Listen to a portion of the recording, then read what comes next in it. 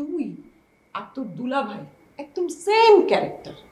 তোরা সত্যি কথা বলতেই জানিস না। ও আপা, এটা কিন্তু রীতিমতো একটা মানসিক নির্যাতন। আমি যে কাজটা করিনি এটা আমি কিভাবে স্বীকার করবো বলো তো দেখি। এই তুই কি বলছিস রে? তুই আমার নিজের চোখকে অস্বীকার করতে বলছিস? আমি নিজের চোখে আজকে দেখেছি তোদের দুজনকে একই সাথে রিকশায় করে যেতে। এখন তুই অস্বীকার করছিস? একটা থাপ্পড় দিয়ে তোর কান গরম করে দেব। ওই মেয়ের 14 গোষ্ঠীর খবর আমি জানি। ওই মেয়ের তো আগে আরেকটা রিলেশন ছিল। তুই কি সেটা জেনে ওর সাথে রিলেশন করেছিস নাকি না জেনে? কি বলছো আপা? নাদিয়ার আগেও রিলেশন ছিল?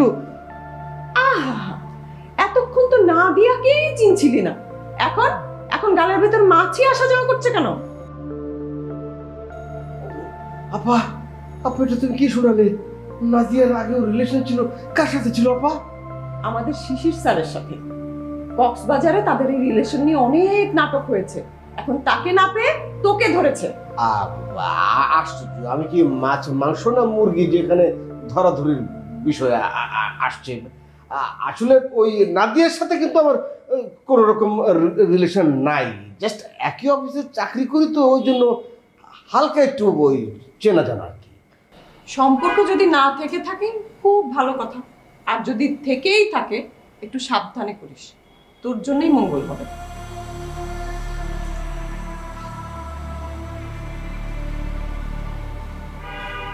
আরে বাপ রে বাপ, কি ভয়ানক কথা শুনলাম। নাদিয়া তো দেখছি আমার থেকে অনেক বড় খেলোয়াড়। আমি খাচ্ছি অন্য মেয়েদের মাথা, আর নাদিয়া খেয়ে ফেললো আমার মাথা।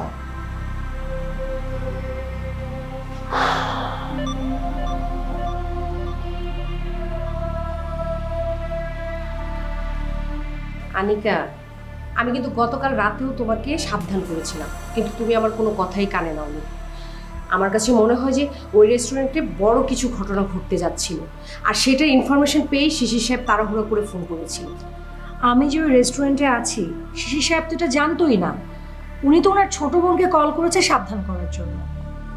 এখন তোমার শত্রু আর শিশির সাহেবের শত্রু আলাদা কেউ নয়, কিন্তু তুমি কিভাবে নিশ্চিত হলে যে ওইখানে যদি কোনো কিছু ঘটতো সেখানে তুমি সেটা শিকার হতে না? ভাবি, আমার একমাত্র শত্রু সাহিল, আর শিশির সাহেবের তো প্রচুর শত্রু। এটা তার প্রফেশনাল কারণে। তুমি না বোকার স্বর্গে বাস করছো আনিকা, আর তোমার একমাত্র শত্রু যে সাহিল এটা ভাবা তোমার একদমই ভুল। আচ্ছা ভাবি, ধরে নাও সাহিলকে পুলিশ কোনোদিন গ্রেফতার করতে পারলো না, ধরে নিলাম। তাহলে কি আমি সারা জীবন ঘরের ভেতরেই বসে থাকবো, বাইরে বের হব না? আচ্ছা, আমি কি তোমাকে কখনো এই কথাটা বলেছি? আমি শুধু বলেছি যে তুমি হুটহাট করে যেখানে সেখানে যেও না, বাইরে যেও না, এটাই তো বলেছি। আনিকা, বলো। তোমার ভাই কিন্তু তোমাকে অনেক ভালোবাসে। সে কথাটা সে তোমাকে মুখ ফুটে কখনো বলেছে কিনা জানি না, তবে আমার কাছে কিন্তু বারবারই সে বলেছে, আর আমিও তোমাকে বলেছি।